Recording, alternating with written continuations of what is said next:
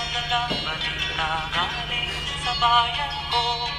Nais kong ipamahagi ang mga kwento at mga pangyayaring nagaganap sa lupang pinangako.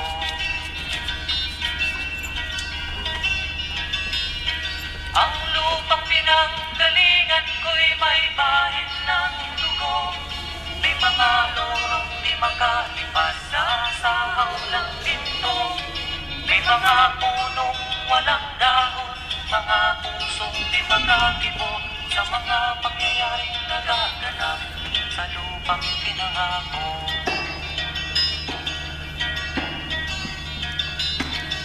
Mula nang makita ko ang lupang ito, nakita ko rin ang munting apoy sa puso ng tao. Ginatungan ng mga kabulukan hanggang sa lumago. Ngayon ang puso'y may takot sa lupang pinangako.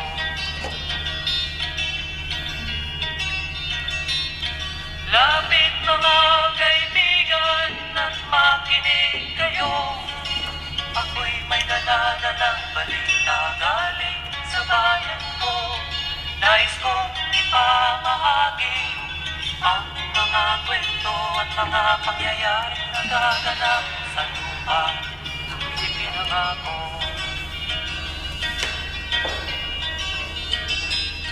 Dati-rati ang mga bukid ay kulay ginto. Dati-rati ang mga ibon singlaya ng tao. Dati-rati ay katahimikan ang musikang nagpapatulog sa mga batang walang uwang sa mundo.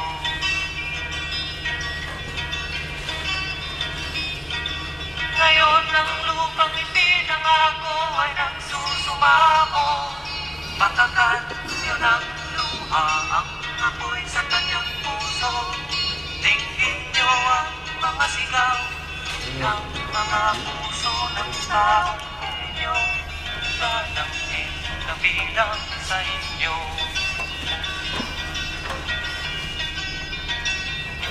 Doon mga kaigsunan nung paminaw ka mo. Doon ako'y dala ng mga balita gikan sa banwa ko. Gusto ko nga ipahibalo ang mga istorya nga nagkahitabo sa banwang isa na to.